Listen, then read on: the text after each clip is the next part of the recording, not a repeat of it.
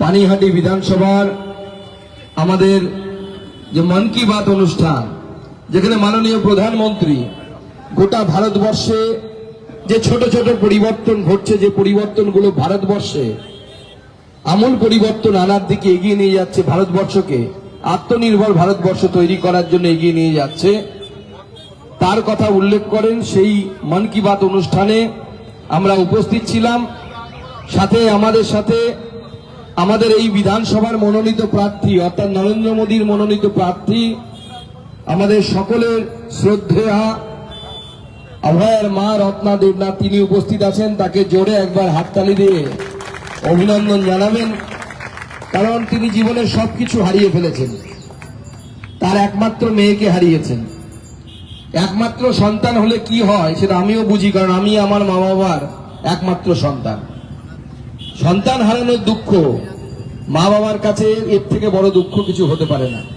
কিন্তু এত দুঃখ পাওয়ার পরেও উনি যে অন্যায়ের বিরুদ্ধে লড়াই করার জন্য ব্যক্তিগত দুঃখকে ভুলে সমাজের দুঃখকে কাঁধে নেওয়ার জন্য যে অভিযান শুরু করেছেন, তার জন্য আমি তাকে আমার তরফ থেকে কুর্নিশ জানাই এবং ওনাকে অভিনন্দন জানাই যে উনি সেই লড়াই লড়তে চেয়েছেন। সবাই লড়তে পারে না, লড়ার সৎসাহস দেখাতে পারে না, কারণ রাজনীতিতে অনেক কিছু হারাতে হয়, অনেক আক্রমণের মুখে পড়তে হয়। আপনারা দেখছেন ওনাকে নিয়ে, ওনার পরিবারকে বিরোধী দল যারা আছেন তারা নানা রকম কুরুচিকর মন্তব্য করছে, যে মন্তব্যগুলো কোনো ভদ্র শিক্ষিত মানুষ করতে পারে না। ওনার পরিবারে ওনার হাজবেন্ড অর্থাৎ অভয়ের বাবা তিনি উপস্থিত আছেন, আমাদের জেলা সভাপতি চণ্ডীচরণ দা উপস্থিত আছেন আমাদের মন্ডল সভাপতি সহ ভাই জয় মহাদেব বসাক, আমাদের বহু পুরনো নেতৃত্ব এই অঞ্চলে তিনি উপস্থিত আছেন এবং অন্যান্য নেতৃত্ব সকলে উপস্থিত আছেন। আমি পথ চলতি মানুষ, বাজারে যারা এসেছেন তাদের সকলকে আমার তরফ থেকে নমস্কার জানাই। আর দু চারটি কথা আপনাদের সামনে বলতে চাই। দেখুন, গণতান্ত্রিক দেশে মানুষ ভোট দেয় সরকার গঠন করার জন্য। সরকার কেন গঠন করা প্রয়োজন? দু তিনটে বিষয় সরকারের হাতে থাকে। দেখুন, একটি বিষয় থাকে যে আমি যে জায়গায় বাস করছি সেটা কোনো রাজ্য হতে পারে, দেশ আছে আমার, আপনি বসুন, সেই রাজ্য তথা দেশের সুরক্ষা।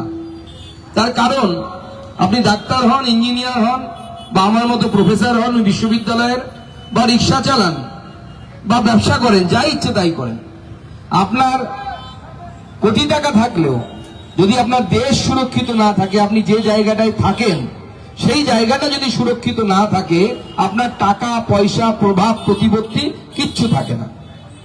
আমাদের এই অঞ্চলের প্রচুর মানুষ পূর্ববঙ্গ থেকে আসা মানুষ, ঠিক যেমন আমার পূর্বপুরুষ পূর্ববঙ্গ থেকে এপার বাংলায় এসেছিলেন। আমরা জানি এক রাতের মধ্যে কয়েক বিঘে জমি, যাদের দাম সেই যুগে কয়েক হাজার টাকা ছিল, এখন হয়তো লক্ষ টাকা হবে, এক রাতের মধ্যে সেই সম্পত্তি 0 টাকায় রূপান্তরিত হলো, কারণ ছেড়ে পালিয়ে আসতে হলো এপার বাংলাতে। অর্থাৎ দেশ মাটি যদি সুরক্ষিত না থাকে, আপনার যত টাকার সম্পত্তি থাক না কেন, এমনকি নান্টু ঘোষের বানানো সম্পত্তিও সুরক্ষিত থাকবে না যদি না ভারতবর্ষ সুরক্ষিত থাকে, যদি না পশ্চিমবঙ্গ সুরক্ষিত থাকে। প্রথম হচ্ছে দেশ তথা আপনি যে জায়গায় আছেন। দ্বিতীয় হচ্ছে আপনার রুজি রোজগার, অর্থাৎ আপনি যে জায়গায় আছেন সেই জায়গায় আপনার উপযুক্ত রোজগারের ব্যবস্থা আছে কিনা। এবং 3 নম্বর, আমি যেটা মনে করি যে অঞ্চলে বাস করেন সেই অঞ্চলে শান্তি শৃঙ্খলা বজায় আছে কিনা। এই 3টি যে ইস্যু, মেন ইস্যু, তার উপরে একটি দেশ বা একটি রাজ্যের ভোট হয়, মানুষ ভোটাধিকার প্রয়োগ করে গণতন্ত্র। আপনি পশ্চিমবঙ্গের কথা চিন্তা করুন, পশ্চিমবঙ্গে আমরা কোন জায়গায় আছি। আপনারা হয়তো কলকাতাতে থাকেন, কলকাতার বাইরেও যান বিভিন্ন জায়গায় ঘুরতে, কখনো আপনারা ছুটির সময় কোনো পাহাড়ি অঞ্চলে যান, পশ্চিমবঙ্গের অনেক জায়গা দেখেছেন, কেউ হয়তো তারাপীঠে মায়ের দর্শনে যান। আমি ঠিক এইভাবে কতগুলো মন্দির দর্শনে গেছিলাম, আজ থেকে প্রায় 1 বছরেরও বেশি সময় হয়ে গেল। সেই মন্দিরগুলো কোনোটাই আস্ত ছিল না, কারণ জায়গাটার নাম ছিল হচ্ছে শমশেরগঞ্জ। সেই শমশেরগঞ্জে যে দাঙ্গায় চন্দন দাস, হরগোবিন্দ দাস মারা গেলেন, তারা মারা গেলেন, বাড়ির সামনে খুন হলেন পাড়ার লোকের দ্বারা। কোনো বাইরে থেকে কেউ আসেনি, বাংলাদেশ থেকে কেউ এসে মেরে যায়নি তাকে। তাদের দোষ কি ছিল? তারা বিজেপি করতেন না, আরএসএস করতেন না, বরঞ্চ সিপিএম কংগ্রেসের সাপোর্টার ছিলেন, এমনকি পঞ্চায়েতে ভোটে পর্যন্ত দাঁড়িয়েছিলেন। তারা সাম্প্রদায়িকতার শিকার হলেন। নিজের বাড়ির সামনে বাচ্চা বাচ্চা মেয়েরা ইজ্জত বাঁচানোর জন্য বাড়ির ছাদ থেকে লাফ দিয়ে অন্য রাজ্যে গিয়ে থাকলো। আমি 5 ঘন্টা 32 ডিগ্রি 35 ডিগ্রি টেম্পারেচারের মধ্যে শমশেরগঞ্জের প্রত্যেকটি বাড়ি ঘুরে দেখেছিলাম। একটা ভাঙা শিবলিঙ্গ এনেছিলাম মন্দিরে, যেটা ভেঙে দেওয়া হয়েছিল। ইচ্ছে ছিল কোনদিন মমতা বন্দ্যোপাধ্যায়ের সাথে দেখা হলে ওই ভাঙা শিবলিঙ্গটা ওনার হাতে তুলে দেব, সেই সুযোগ এখনো পর্যন্ত হয়নি। অর্থাৎ আমরা কি সুরক্ষিত আছি? শমশেরগঞ্জ ভুলে যান, বেলডাঙ্গা, কালকে রামনবমী ছিল, রামনবমীর দিন জঙ্গিপুর, কত উদাহরণ দিব, বাসন্তী, একের পর এক ঘটনা ঘটছে যেখানে স্পষ্ট বোঝা যাচ্ছে যে দেশ সুরক্ষিত নয়। গতকালকে বাইরের এসটিএফ, অন্য রাজ্যের অন্ধ্রপ্রদেশের এসটিএফ অর্থাৎ পুলিশের সেই বিশেষ দস্তা যারা উগ্রপন্থীদের উপর নজরদারি রাখে, তারা বাঁকুড়াতে এসে, খাতড়া বলে বাঁকুড়ায় একটি জায়গা আছে, সেইখান থেকে একটি যুবক ছেলেকে গ্রেপ্তার করে নিয়ে গেছে। কারণ তার হোয়াটসঅ্যাপ থেকে দেশ বিরোধী বিভিন্ন মেসেজ বিভিন্ন হোয়াটসঅ্যাপ গ্রুপে পাঠানো হচ্ছিল, অর্থাৎ উগ্রপন্থী কার্যকলাপের সাথে সেই অভিযোগে অন্য একটি রাজ্যের এসটিএফ এসে পশ্চিমবঙ্গের বাঁকুড়ার খাতড়া থেকে একজনকে গ্রেপ্তার করে নিয়ে চলে গেল। তারপরে বলবেন দেশ বাংলা এগিয়ে, আর জয় বাংলা জয় বাংলা করে চিৎকার করব। তারপরে বলবো এগিয়ে বাংলা। আমার দেশ যদি সুরক্ষিত না হয় কোথায় যাবেন এরপরে? একবার ভেবে দেখেছেন? দেখুন, আমার বক্তব্য শুনে আপনার সাম্প্রদায়িক মনে হতেই পারে, কিন্তু ইতিহাস মিথ্যে কথা বলে না। এবং আমি মনে করি নিজের ধর্ম, নিজের সংস্কৃতি বাঁচানোর জন্য যদি 100 বার সাম্প্রদায়িকতার কাজ করতে হয়, তাহলে সুকান্ত মজুমদার 1000 বার সাম্প্রদায়িক হবে, 100 বার সাম্প্রদায়িক হবে। তার কারণ, যেদিন আমার ঠাকুরদা ওপার বাংলা থেকে এপার ভারতবর্ষে আসতে বাধ্য হয়েছিল, সেদিন গান্ধীজির সেকুলারিজম কাজ করেনি। এটা অত্যন্ত দুঃখের, কিন্তু কাজ করেনি। এরপরে যদি আপনাকে পালাতে হয়, তখন মমতা বন্দ্যোপাধ্যায়ের সেকুলারিজম, রাহুল গান্ধীর সেকুলারিজম বা বিমান বসুর সেকুলারিজম, কারো সেকুলারিজম কোনো কাজ করবে না। কেউ বাঁচাতে আসবে না, পরিষ্কার কথা বলছি। যেদিন শমশেরগঞ্জে দাঙ্গা হচ্ছিল, বিএসএফ নামা পর্যন্ত, চন্দন দাস, হরগোবিন্দ দাসের বডিটা পর্যন্ত কেউ তুলতে আসেনি। 5 ঘন্টা রক্তক্ষরণ হয়েছিল, 5 ঘন্টা পর পুলিশ পৌঁছেছিল। আপনি যদি ভাবেন তৃণমূলের পরিচালিত পুলিশ আপনাকে বাঁচাবে, আপনি মূর্খের স্বর্গে বাস করছেন। অর্থাৎ আপনার দেশ মাটি কতটা অসুরক্ষিত একবার বিচার করে দেখবেন, ভাববেন একবার বাড়িতে গিয়ে। আপনার 1500 টাকার লক্ষ্মীর ভান্ডার আমি বিরোধিতা করছি না। ভারতীয় জনতা পার্টি এলে লক্ষ্মীর ভান্ডার, অন্নপূর্ণার ভান্ডার হবে, 3000 টাকা আমরাও দেওয়ার চেষ্টা করবো এবং আমরা দেবো, আমরা বলেছি। কিন্তু প্রশ্ন হচ্ছে, এই 1500 টাকা তো আমাদের দেওয়া 3000 টাকা। যদি দেশ সুরক্ষিত না থাকে, যদি পশ্চিমবঙ্গ সুরক্ষিত না থাকে, আপনাকে বাঁচাতে পারবে কি? বাঁচাতে পারবে?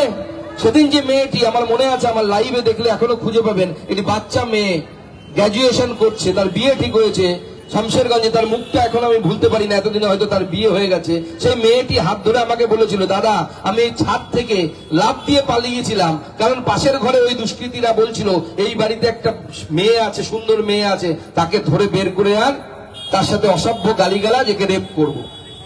সেই বাচ্চা মেয়েটি আমার হাত ধরে বলেছিল, দাদা আমার দোষ, আমি কি শুধু হিন্দু, এইটুকুই আমার দোষ?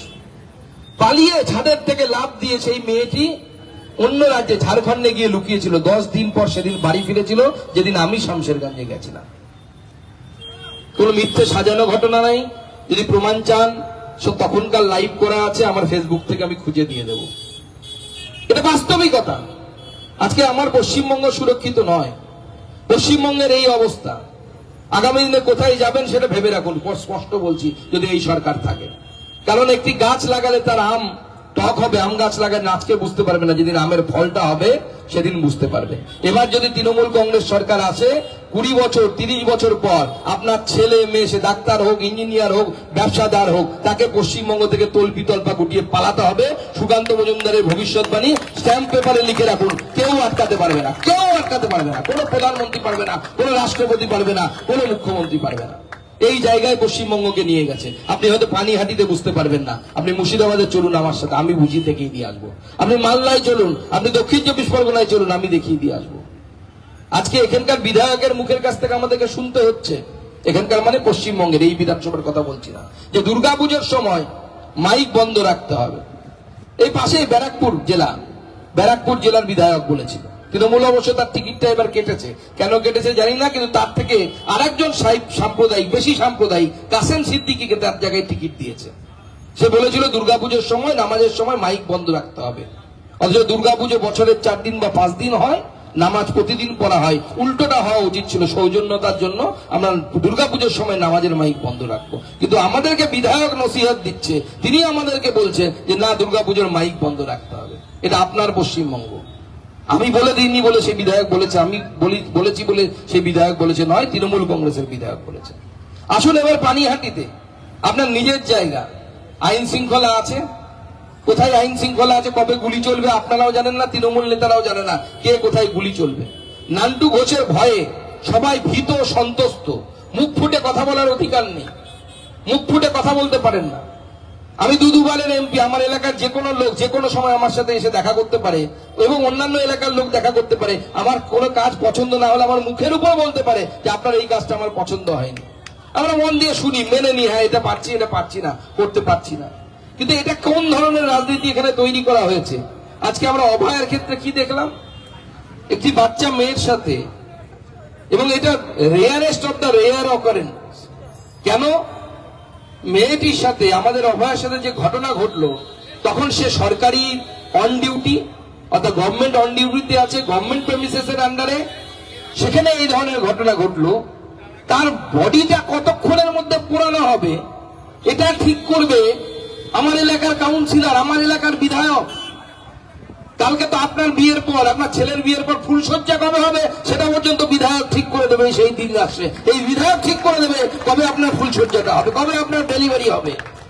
হত্যাকর্তা বিধাতা হয়ে গেছে। আমিও তো এমপি, তাই বলে এত ক্ষমতা আমাদের যে আমরা জনপ্রতিনিধি হয়েছে বলে কার মেয়ে মারা গেছে, কার বাবা মারা গেছে, কার ছেলে মারা গেছে, কোন ক্রাইমের ফলে ঘটনা হতে পারে, তার বডি কতক্ষণে পুড়বে সেটা ঠিক করবে বিধায়ক এবং কাউন্সিলর। তোমরা এমন ভাবে আমাদের ভাগ্য নির্ধারণ করবে, তোমরা এত বেশ বড় শক্তিমান হয়ে গেছো। সেদিন মা বাবা ভেঙে পড়েছিলেন, তাড়াতাড়ি বডিটাকে নিয়ে সেখানে সেই বডি জ্বালিয়ে দেওয়া হলো তথ্য প্রমাণ লোপাট করার জন্য। কেন? কারণ মুখ্যমন্ত্রী শাবাশি দেবে, তাকে সরিয়ে তার ছেলেকে তাকে টিকিট দেওয়া হলো এবার। এবং তারা এখনো নির্লজ্জের মতো মানুষের কাছে যাচ্ছে, ভোট চাইছে, আনন্দের সাথে দু হাত তুলে, দু বাহু তুলে নাচতে নাচতে যাচ্ছে যে হ্যাঁ আমরা অভয়ার বডিটাকে সেই সময় একদম সাইজ করে সমস্ত ব্যবস্থা করে দিয়েছিলাম, যার ফলে আর কোনো তথ্য প্রমাণ পাওয়া গেল না। ভাবতে পারেন মানুষ কতটা নির্লজ্জ স্তরে পৌঁছলে পরে এরকম হতে পারে। শুধু তাই নয়, আমি শুনে অবাক হলাম, এই নান্টু ঘোষের আর এক বৌমার নাম, মানে যে ছেলে ভোটে দাঁড়িয়েছে সে ছেলে বাদ দিয়ে অন্য একটি ছেলে, তার স্ত্রীর নাম টেন্টেড লিস্টে, এসএসসি টেন্টেড লিস্টে। ভাবতে অবাক লাগে, আমাদের বেকার যুবক যুবতীরা পড়াশুনো করছে। আমি এক সময় এসএসসি দিয়েছিলাম, স্কুল সার্ভিস কমিশন দিয়ে চাকরি করেছিলাম, 1 বছর 3 মাস স্কুলে পড়িয়েছিলাম। আমি জানি একটা এসএসসি ক্র্যাক করতে গেলে কতটা পড়াশুনো করতে হয়, কতক্ষণ কত ঘন্টা পড়তে হয়। আজকে সেই এসএসসির মতো, মানে আমাদের জীবনে স্বপ্ন ছিল যে মাস্টারমশাই হবো, মাস্টারমশাই হলে সম্মান পাওয়া যায়। আজকে সেই মাস্টারমশাইয়ের চাকরিটাকে পর্যন্ত এরা ছাড়েনি, সেই চাকরিটাকে পর্যন্ত এরা নিলামে তুলেছে। 15 লাখ টাকা দাও, মাস্টারমশাইয়ের চাকরি পাও। ভাবতে অবাক লাগে কোন জায়গায় এরা রাজ্যের শিক্ষা ব্যবস্থাকে পৌঁছে দিয়েছে। আজকে তার ফল দেখতে পাচ্ছি। এই কলকাতা সহ বিভিন্ন বিস্তীর্ণ অঞ্চলে আপনি যান, পশ্চিমবঙ্গে প্রায় 7 থেকে 9 লক্ষ গ্রাজুয়েশনের সিট আছে, অনার্সের সিট। তার 50% ভর্তি হয়নি। এবার ছেলে মেয়েরা অ্যাডমিশন নিচ্ছে না এখানে, ছেলে মেয়েরা অ্যাডমিশন না নিয়ে অন্য রাজ্যে চলে যাচ্ছে। আমরা কোন রাজ্যে আছি? আমাদের এত বড় বড় ইঞ্জিনিয়ারিং কলেজ, শিবপুর, যাদবপুর, তাদের পাশ করা ছেলেরা পশ্চিমবঙ্গে কাজ পায় না, অন্য রাজ্যে চলে যেতে বাধ্য হয়। আজকে আপনি বলুন, দেশের অর্থনীতিতে পশ্চিমবঙ্গের অবদান কি? কোথায় আছি আমরা? বিগত 15 বছরে মমতা বন্দ্যোপাধ্যায় 15টা শিল্প সংস্থার কার সামনে ফিতে কেটে উদ্বোধন করেছেন। তৃণমূলের নেতাদেরকে দেখাতে বলুন তো। ফরেন ডাইরেক্ট ইনভেস্টমেন্ট, গোটা দেশে যদি 100 টাকা ইনভেস্টমেন্ট হয়, আমরা 33 পয়সার ইনভেস্টমেন্ট পাই পশ্চিমবঙ্গ। কোন শিল্প নেই, টাকা চলে গেছে। মাননীয় মুখ্যমন্ত্রী প্রতি বছর BGBS করেন, বেঙ্গল গ্লোবাল বিজনেস সামিট, বিরাট তার নাম। সেখানে গেলে বিরিয়ানির প্যাকেট পাওয়া যায়, শিল্পপতিরা আসেন। কয়েক বছর আগে আদানি আম্বানি এসেছিলেন, বলে গেছিলেন আমরা আগামী 10 বছরে কয়েক হাজার কোটি টাকা ইনভেস্ট করব।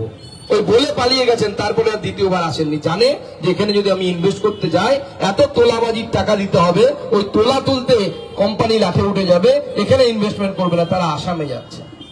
যে আসামকে একদম একসময় উগ্রপন্থী আক্রমণের খবর প্রতি মুহূর্তে প্রতিনিয়ত আসতো, সেই আসামে টাটা এই মুহূর্তে যে আইটি হাব বানাচ্ছে, টাটা ইনভেস্ট করেছে সেখানে। গোটা পূর্ব ভারতের সব থেকে বড় আইটি হাব তৈরি হচ্ছে।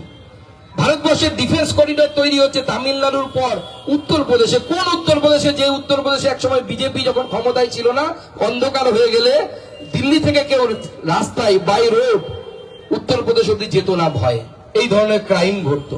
এখন সেই উত্তরপ্রদেশে তামিলনাড়ুর পর দ্বিতীয় বৃহত্তম ডিফেন্স করিডোর, ব্রহ্মস মিসাইলের নাম আমরা সবাই শুনেছি, তৈরি হচ্ছে বিজেপি শাসিত উত্তরপ্রদেশে, যোগী আদিত্যনাথের উত্তরপ্রদেশে। কেন? কারণ মেয়েদের উপর অত্যাচার ঘটলে ওখানে পরে সেখানে কাউন্সিলর বাঁচাতে আসে না অপরাধীকে, সেখানে বিধায়ক বাঁচাতে আসে না। পরের দিন যে এই ধরনের কাজ করেছে তার বাড়ির সামনে হলুদ রঙের বুলডোজার দাঁড়িয়ে থাকে। এটা হচ্ছে বিজেপির শাসন। বিজেপির সেই শাসনের জন্য আজকে উত্তরপ্রদেশ এই জায়গায় গেছে। একসময় উত্তরপ্রদেশ, মধ্যপ্রদেশ, এটাকে বিমারু রাজ্য বলা হতো। বাঙালি একজন অর্থনীতিবিদই নাম দিয়েছিলেন। B for Bihar, M for Madhya Pradesh, U for Uttar Pradesh, এবং প্রত্যেকটি রাজ্যের প্রথম অক্ষর নিয়ে নাম হয়েছিল বিমারু রাজ্য। আজকে সেই জায়গা থেকে সেই রাজ্যগুলোকে বিজেপির নেতৃত্বে মানুষ সেখান থেকে বের হয়ে এসেছে। বিমারু রাজ্যগুলো এখন ইকোনমিক হটস্পট হিসেবে পরিগণিত হচ্ছে। গুজরাটের কথা তো ছেড়েই দিন, গুজরাটের গল্প শুরু করলে পরে আপনার সেই সময় রতন টাটা যা বলে গেছে তার থেকে বড় আর আপ্তবাক্য হয় না। I have chosen the good M in place of bad M.